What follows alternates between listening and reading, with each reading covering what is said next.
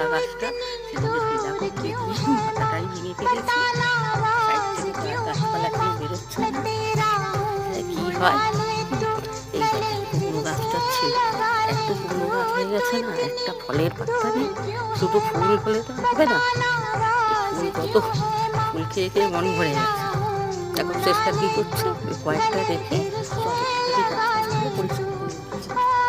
এই যে দেখেন কুমড়ো গাছে দেখেন কীভাবে দেখেন ছোটো আসছে, ফুল আসছে তাই না, আসার পরে দেখেন কেমন হয়ে যাচ্ছে।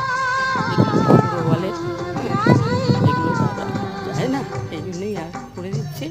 কিছু করার নেই, বর্ষার দিনে আর এমনিতেও ভালো হয়নি বা এমনি যা আন্দাজে হয় সব গাছের নিয়ে একই অবস্থা দেখে সব হয়ে যাচ্ছে।